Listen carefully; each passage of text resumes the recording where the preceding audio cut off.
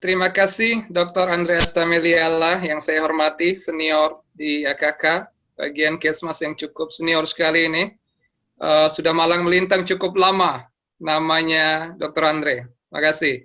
Bapak Ibu sekalian, Sivitas Akademika Universitas Gadjah Mada, terutama di sini yang terhormat Ketua Program Studi Ilmu Kesehatan Masyarakat, Fakultas Kedokteran Kesehatan Masyarakat dan Keperawatan UGM, Dr. Mubashir Hasan Basri MA, dan terkhusus ucapan terima kasih dan juga apresiasi atas kontribusi bidang Kesmas yang secara melekat dijabat oleh Direktur Jenderal Kesehatan Masyarakat Dr. Kirana Pritasari, MQIH.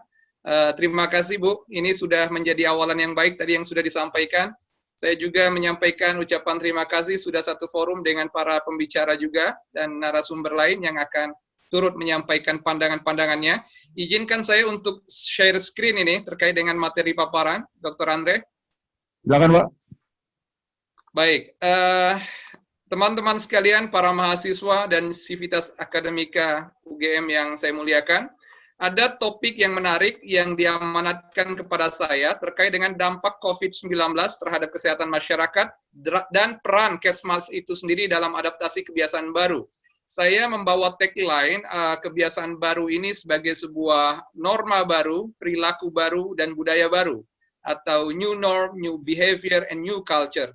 Tetapi ada dua kata kunci yang menarik. Ada dampak COVID, tetapi juga ada peran Kesmas. Ini seperti ada antara tantangan sekaligus peluang. Sekarang kalau kita lihat di dunia, ada tantangan yang cukup luar biasa, di mana COVID-19 ini memang belum pernah ada dalam sejarah. Kalaupun ada SARS tahun 2002, kemudian ada MERS 2012 sampai 2015, itu juga pada rumpun virus corona, tetapi tidak signifikan secara pandemi, tetapi juga dia lintas negara. Hanya saja kasus untuk SARS sekitar 8.500-an, MERS juga sekitar 2.500-an, tidak seperti sekarang COVID yang sudah menembus lebih dari 20 juta kasus di seluruh dunia dan lebih dari 200.000 kasus di Indonesia. Tetapi kalau kita lihat situasi global saat ini ya, bahwa ada yang sifatnya angka kumulatif, ada negara yang luar biasa kasusnya lebih dari 6 juta, itu Amerika. Amerika adalah negara dengan penduduk lebih dari 330 juta penduduk, negara superpower, negara paling maju secara teknologi, militer, ekonomi, intelektual masyarakatnya juga sangat tinggi dan di atas rata-rata, tetapi kasusnya lebih dari 6 juta. Brazil adalah negara dengan 220 juta penduduk, dia tipologi common countries, mirip Indonesia, perilaku masyarakatnya juga ada yang nurut, ada yang tidak, tetapi kasusnya sudah lebih dari 4 juta. Sama dengan Brazil adalah India. India penduduknya lebih dari 1 miliar, negara di Asia Selatan, dan memang tipologi masyarakatnya juga masyarakat yang menengah, ada ekonomi atas, tetapi yang paling banyak juga masyarakat yang menengah ke bawah. India, Brazil, dan Amerika adalah negara dengan populasi demografi tertinggi di dunia, setelah Cina tentu saja. Yang pengecualian hanya Cina saja.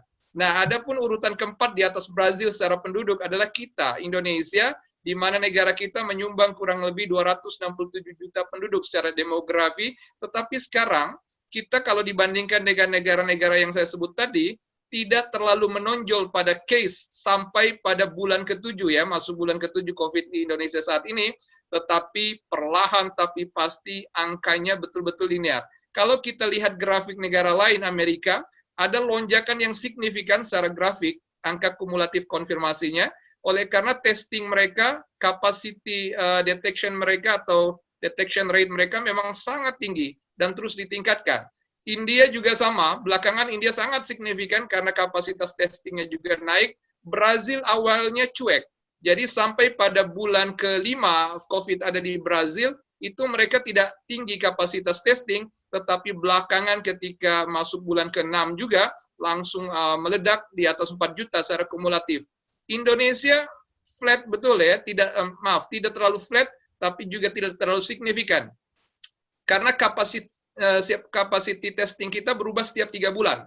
Dari kapasitas sekitar 10.000, naik 20 ribuan, sekarang 30 ribuan pada termin ketiga 2 bulanan ya setelah COVID pertama kali. Ini adalah fakta perbandingan antara negara terkait dengan kumulatif confirm-nya. Kemudian case fatality rate, nah ini sejalan yang paling signifikan di awal itu adalah Italia, dan Italia menjadi epicentrum di Eropa bersama Spanyol saat itu, tetapi perlahan setelah mereka memperlakukan lockdown, ada flattening gitu ya, di angka 14% bahkan cenderung kurang belakangan ini. Meksiko, negara yang di Amerika Latin, di Amerika, kemudian perlahan dia juga turun, demikian juga negara seperti Spanyol yang juga babak belur di Eropa. Nah, di kita Indonesia relatif sedang ya, kalau kita lihat grafiknya, tetapi mortality rate atau case fatality rate kita masih di angka standar global ya, di atas 3,4%. Bahkan sekarang lebih dari 4-5% sekarang. Nah, sekarang kalau kita lihat lagi dari segi kasus ya, bahwa ada di Indonesia ini, kalau kita bandingkan negara-negara tetangga khususnya, akhir Agustus kemarin atau kurang lebih 10 hari yang lalu, kalau kita bandingkan dengan Australia, Singapura, New Zealand, Malaysia, Vietnam, Thailand, dan Taiwan, ini negara-negara di ASEAN dan Asia umumnya, kita sangat terlihat betul kontras begitu, bahwa Indonesia punya daily new confirm COVID sangat tinggi dengan rata-rata 3.000 kasus per hari, konsisten seminggu terakhir. Dengan total di dunia 27 juta kasus positif, Indonesia menyumbang kasus sebenarnya 200-an ribu kasus positif ya sekarang. Ini per 2 hari yang lalu. Sekarang sudah lebih dari 200.000. Sebenarnya tidak akan tampak di di peta angka atau dashboard data global, tetapi kalau kita breakdown secara konsistensi kenaikan atau daily case, nah ini cukup mengkhawatirkan. Nah, itu dari segi angka-angka insidensi dan prevalensi. Sekarang kalau kita lihat dari economical background, di kuartal pertama ada keterpurukan. Negara-negara seperti China, kemudian juga Singapura, Malaysia, Australia, Uni Eropa umumnya, dan bahkan Inggris ya, ini semua adalah negara-negara yang pertumbuhan ekonominya negatif sejak kuartal pertama. Mereka menerapkan lockdown. Singapura tidak mengistilahkan lockdown, tetapi optimum social restriction atau PSBB model kita ya, kalau istilah PSBB, tapi pembatasan ketat yang dilakukan oleh Singapura itu melebihi lockdown karena juga mereka membatasi penerbangan. Nah, ini yang menyebabkan Malaysia sejak awal kuartal pertama ini terpuruk ekonominya, kemudian juga bahkan sekarang masuk kuartal 2 itu lebih terpuruk lagi.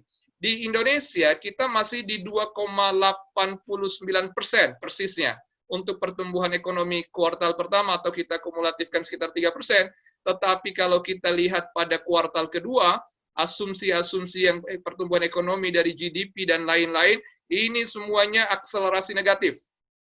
Indonesia tadinya diperkirakan 0,7 di kuartal 1, kenyataannya sekitar 2,8 yang saya sebutkan.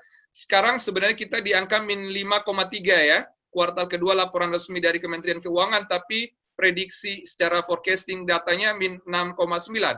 Bagaimana negara lain? Amerika min 9,1, bahkan sekarang Amerika di atas 24% negatif pertumbuhannya. UK, Inggris demikian, bahkan paling tinggi sekarang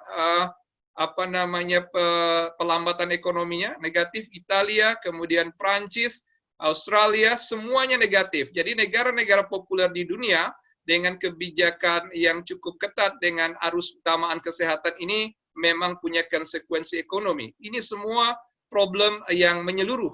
Maka sebenarnya kalau kita lihat peta, bagaimana pandemi COVID ini terjadi tidak pernah ada dalam sejarah manusia. Semuanya memerah semua. Jadi seperti bara api saja, di mana-mana ada COVID, ada corona. Hanya ada beberapa negara yang ini sebenarnya bisa jadi underreported atau underdetected. Jadi tidak terlaporkan datanya, sebagian besar di Afrika, Afrika Tengah, Afrika Selatan, dan beberapa di Asia Tengah. Selebihnya Papua Nugini dan juga negara-negara seperti Laos, Burma, dan lain-lain yang memang sulit, dan termasuk Korea Utara. Jadi negara-negara tertutup saja yang tidak memberikan laporan secara rutin untuk temuan COVID di dunia.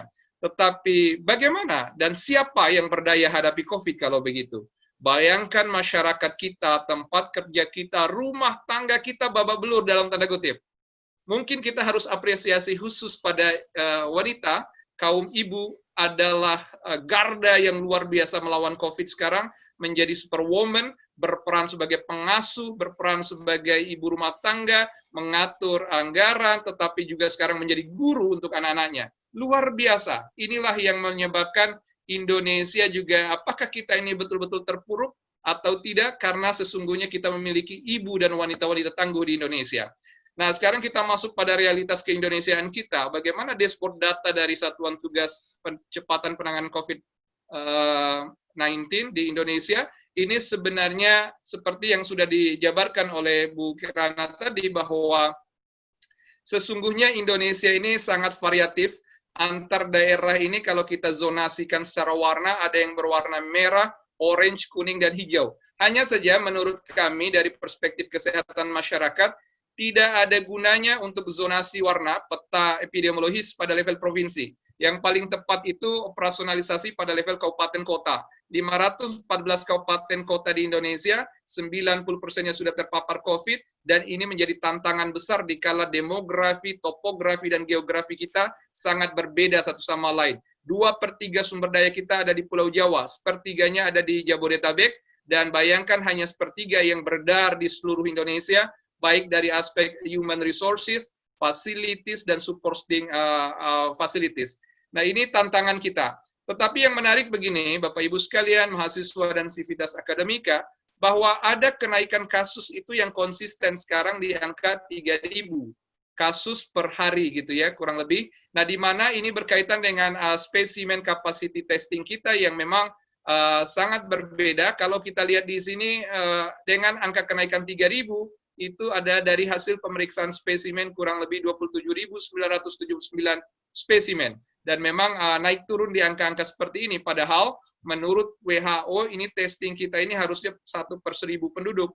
Jadi di Indonesia ini minimal mestinya sudah menyentuh 50.000 spesimen per hari. Ini adalah tantangan kita. Pertanyaannya, data-data ini useful atau tidak? Nah, sementara grafik kenaikan kasus baru di kita sangat konsisten dan begitu bagus secara grafik.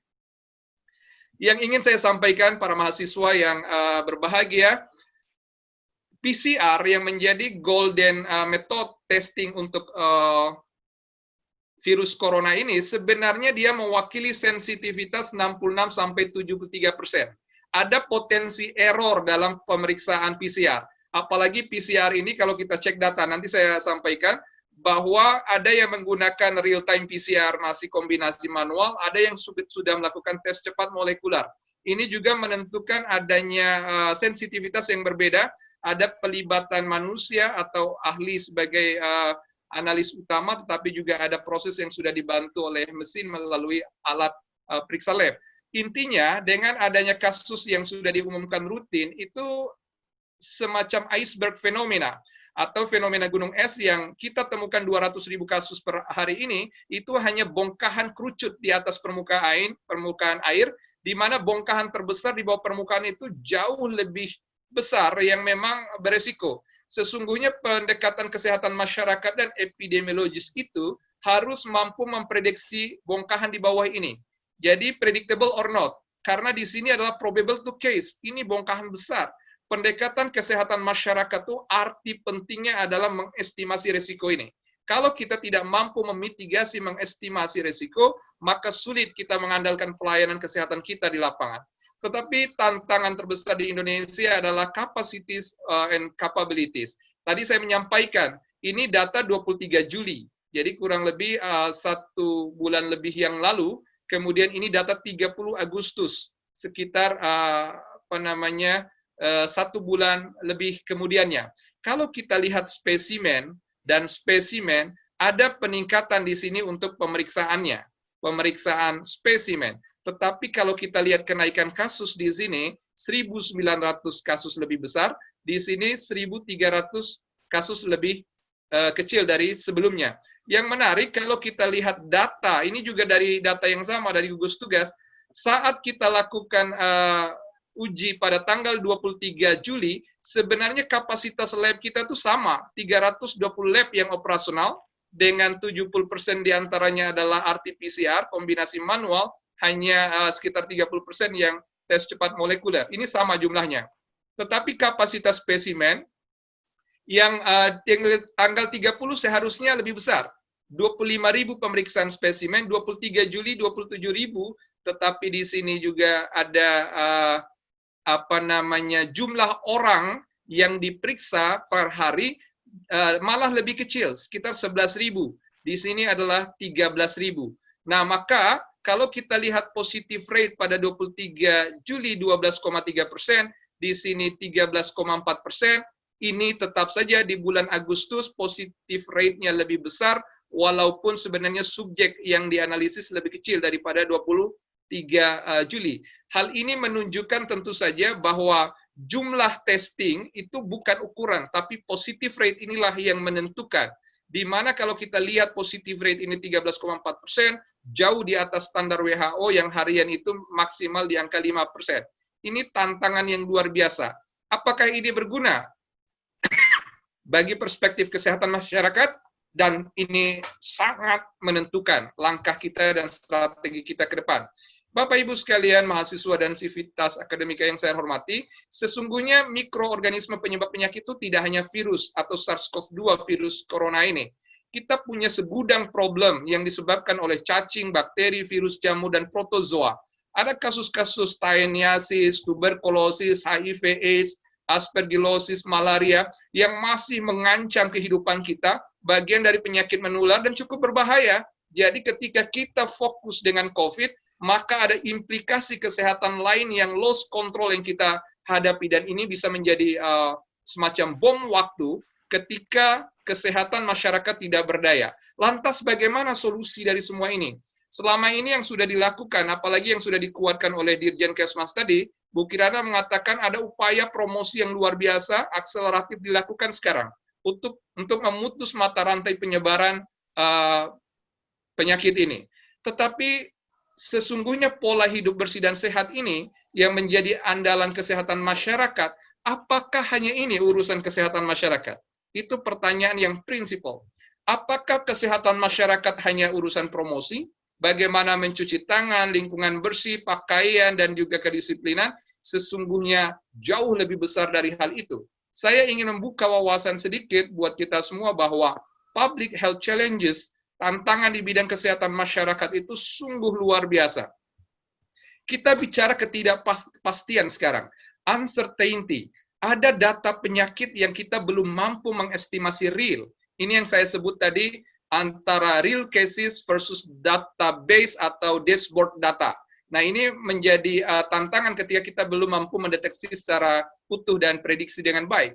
Kemudian uncertainty dari economical growth, global economical growth yang tadi yang sudah dijelaskan. Ketidakpastian ini semua urusan kesehatan atau bukan. Kita sebenarnya secara cepat bisa mengatakan health problem is beyond health. Urusan kesehatan itu betul bukan tanggung jawab orang kesehatan semata, tetapi paradigma public health, ada frasa masyarakat di sana, maka sesungguhnya ilmu kesehatan masyarakat itu multi-entry, multi-field. Kita harus mampu mengkombinasikannya dengan berbagai disiplin ilmu yang pada akhirnya harus mampu memperkuat aspek penanganan dan pengendalian kesehatan itu sendiri. Ada pergeseran yang terjadi ketika kita mengalami pandemi COVID. Tadi yang disampaikan Bu Dirjen itu luar biasa, ada shifting paradigm, shifting policy making. Jadi pergeseran atau transition dari paradigma kita berkehidupan, termasuk perubahan kebijakan yang sudah dijelaskan oleh Bu Dirjen, luar biasa banyak turunannya, tetapi kita masih bertanya, apakah tantangan implementasinya efektif atau tidak? Nah, itu satu hal yang berbeda lagi. Nah, hal yang lainnya di Indonesia khususnya kita memiliki diversity, keanekaragaman geografi, topografi, perilaku, budaya yang unstandardized, sulit. Bagaimana equity, equality, human resources, kemudian facilities, termasuk berbagai insentif, fiscal capacity, ini juga beragam. Gap terlalu banyak di antar daerah, di antara 514 kabupaten kota di Indonesia. Di sisi lain, nah ini beyond, ini kadang tidak terlihat, tetapi sesungguhnya kita harus akui di dalam sebuah situasi darurat selalu ada peluang, ada challenge, ada tantangan, tapi juga opportunity. Bagi para pebisnis, persaingan tetap menjadi sebuah urusan, usaha dan juga adanya kompetensi yang juga akan menentukan kemajuan usaha dan lain-lain. Pertanyaannya, kita butuh pembaharuan atau tidak? Newlity is must. Saya pikir ini sesuatu yang niscaya ketika kita berhadapan dengan virus, bagaimana mengarahkan orang dan juga kebijakan. Secara ringkas saya mengatakan kita perlu melakukan rekayasa teknologi dan sains yang berkaitan dengan perilaku virus, perilaku orang atau komunitas, dan juga perilaku kebijakan. Tiga ini menjadi tungku sejarangan untuk penanganan COVID. Perilaku virus ini biarkanlah para akademisi, praktisi, ilmuwan, virologis, biomolekuler, dan juga praktisi kesehatan yang melakukan upaya untuk menemukan antivirus, apakah dalam bentuk nanti vaksin, ataukah obat, dan lain-lain. Ini urusan para ilmuwan, tetapi urusan perilaku, individual, dan juga komunitas. Ini yang menjadi menarik. Hanya saya ingin mengingatkan kembali bahwa ketika ada istilah adaptasi ke normal baru, sebenarnya pemaknaan dari new normal. To facing new norm, WHO sudah mengeluarkan announcement sejak 13 April 2020 bahwa ada 6 indikator atau kriteria yang paling dasar ketika kita menghadapi atau ingin menerapkan adaptasi kebiasaan baru. Ada transmission control. Ini berlaku sudah di Indonesia atau belum? Dan ini rupanya belum. Jadi di Indonesia belum terkendali virus. Kita tidak bisa membayangkan gelombang kedua dan ketiga, dikala gelombang pertama pun kita belum melewati. Mudah-mudahan kita tidak terhempas dan karam di atas gelombang pertama. Jadi kalau dalam grafik distribusi normal, kita masih ada di lembah yang menanjak. Jadi belum kelihatan puncak kasusnya ada di mana, karena begitu banyak variabel yang kita tidak mampu prediksi. Ada health system capacities. Nah, ini yang sudah saya singgung. Ada outbreak risk are minimized. Ini kaitannya dengan setting facilities. Ada preventive measure, terutama penerapan protokol kesehatan di berbagai area publik. Ada importation risk can be managed. Ini antara satu daerah, antara satu negara dengan negara lain, terlokalisir atau tidak penularan atau transmisinya. Nah, ini yang paling penting. Aspek communities are fully educated, engaged, and empowered to adjust to the new norm. Kami membahasakan ini community-based fighting initiative atau perang angka rumput menghadapi COVID-19, bisa juga kita maknai sebagai bahu-membahunya entitas di masyarakat untuk mengendalikan COVID-19 ini. Jadi community-based first aid. Bapak Ibu sekalian, saya ingin mengingatkan kembali di dalam filosofi ilmu kesehatan masyarakat itu ada sebuah teori dan konsepsi yang cukup legend gitu ya, dari Henrik L. Bloom yang mengatakan bahwa kesehatan masyarakat atau derajat kesehatan masyarakat itu berkaitan dengan aspek hereditis, bawaan, ini given, karunia ilahi, ada kaitannya dengan provider, layanan kesehatan, menyangkut kapasitas, ada kaitannya dengan behavior atau perilaku, dan porsi yang paling besar ini di antara dua ini, lingkungan dan perilaku. Lingkungan ini berkaitan dengan clean lines, kemudian perilaku awareness. Ini semua menjadi main issue atau topik utama dalam dunia kesehatan masyarakat. Tetapi 4 topik ini harus di breakdown dalam bentuk sebuah paradigm kah, action kah, social policy kah, atau hal apa. Maka bisa saya katakan bahwa kesehatan masyarakat pertama-tama bergerak pada paradigma. Ketika kita mengatakan facing new norm is mean new behavior, new culture. Ada health protocol, tetapi health protocol need health control. Tidak mungkin kita mengandalkan perilaku tanpa ada pengawasan dan regulasi. Ini harus ada dengan berbagai jenjangnya. Kemudian ada new behavior. Inilah yang berkaitan dengan personal hygiene, perilaku mencuci tangan, menjaga jarak, menggunakan masker, terbiasa untuk hidup bersih dan sehat. Ini semua berkaitan dengan personal hygiene and awareness, kesadaran, behavior. Tetapi Bapak Ibu sekalian, mahasiswa, Civitas Akademika, ada sebenarnya yang berkaitan dengan tahun ini. This year, 2020, the year with COVID-19. So, ini sebuah keniscayaan. New culture, new patient, new mission. Ada redefinisi target bagi perusahaan. Ada redefinisi visi misi bagi sebuah sektor kelembagaan. Ada reformasi terkait dengan sumber daya bagi para pemangku kepentingan pemerintahan, bahkan ada rebudgeting atau refocusing yang terjadi. Itu semua menyangkut new culture, menyangkut kebiasaan baru. Siapa yang terlibat di sini dan siapa yang menjamin paradigma aman, sehat, produktif ini? Ini bagian dari kesehatan masyarakat. Kesehatan masyarakat tadi saya sudah bicara, bisa menyangkut norm, clean lines, health, hygiene, bisa menyangkut behavior, awareness, penggunaan masker, personal hygiene, physical distancing, dan attitude. Kemudian juga bisa new culture, berkaitan dengan tata kelola. Jangan lupa, WHO pernah mengatakan adanya potensial aerosol transmission. Ruang tertutup lebih beresiko ketimbang ruang terbuka.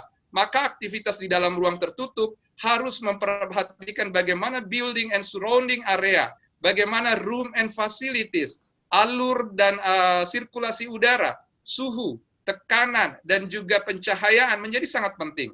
Safety and security, alur masuk dan keluar, dan juga berkaitan dengan resources quality, bagaimana awareness dan quality services, termasuk kedisiplinan penggunaan APD dan lain-lain. Ini semua adalah new culture. Tetapi gini, Bapak Ibu sekalian, ada yang menarik. Tadi udah dikatakan oleh Bu Kirana bahwa apakah dokter, perawat dengan banyaknya kasus yang terpapar bahkan meninggal dunia, ini menunjukkan kualitas kita yang makin buruk dalam penanganan COVID atau tidak? Secara umum mungkin kelihatan iya secara data, tapi yang perlu kita ingatkan, layanan rumah sakit atau fasilitas kesehatan rujukan itu garda terakhir tadi yang disebutkan oleh Bu Dirjen. Garda terdepan itu primary prevention, masyarakat itu sendiri bersama upaya kesehatan masyarakatnya. Hanya saja kalau ditanya, di manakah peran kesehatan masyarakat? Peran kesehatan masyarakat itu di hulu sampai ke hilir. Di hulunya adalah persoalan kebijakan, di hilirnya adalah persoalan layanan. Bahkan layanan di rumah sakit, kalau kita lihat dari World Health Organization itu mengeluarkan PET, Performance Assessment Tools for Quality Improvement in Hospital, ada poin yang berkaitan dengan fundamental point, yaitu patient centeredness, pelayanan yang berpusat pada pasien, aspek safety, ini wilayah public health, good governance, ada wilayah staff orientation, responsive governance, tata kelola, and efficiency, wilayah public health. Clinical effectiveness ini wilayah klinis. Disinilah wilayah yang memang seringkali terkait dengan protokol diagnostik, bagaimana kaitannya dengan istilah-istilah ODP yang kalau lama ya, ODP, PDP sekarang menjadi probable and suspect. Tetapi jangan lupa bahwa paradigma nanti kaitan dengan clinical effectiveness juga ada shifting, bahwa pelayanan rumah sakit itu sesungguhnya akan beralih dari pelayanan perorangan kepada pelayanan masyarakat semua. Jadi porsi kesehatan masyarakat kembali makin berperan besar. Saya ingin mengatakan bahwa kedokteran komunitas, kedokteran yang fokus pada penataan primary itu menjadi peluang terbesar ke depan karena ada shifting layanan dari yang sifatnya perorangan kepada layanan komunitas. Bapak Ibu sekalian, Kesmas juga menyangkut efisiensi, tata kelola biaya, SDM, logistik, bahkan piutang, hutang, pajak, investasi. Ini analisis kaitan dengan health services juga. Ini harus mampu kita prediksi.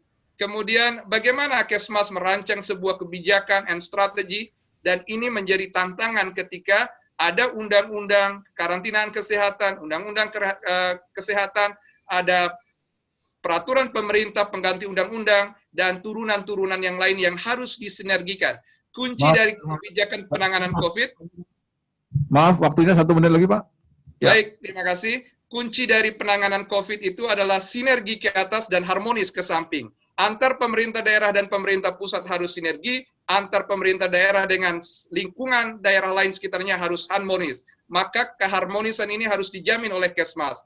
Dan terakhir adalah peran kepemimpinan. Ini nggak bisa main-main, sebentar lagi pilkada, pemimpin daerah harus menjadi contoh terkait dengan pemerintahan atau formasi pemerintahnya, tetapi juga menjadi teladan untuk masyarakatnya, ada peran pengayoman dan juga pembinaan di situ.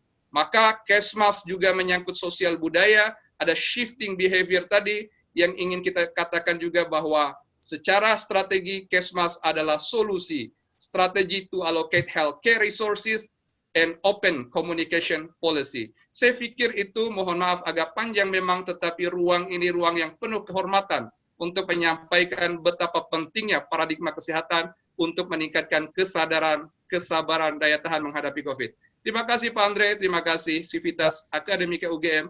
Billahi taufiq wal hidayah. Assalamualaikum warahmatullahi wabarakatuh.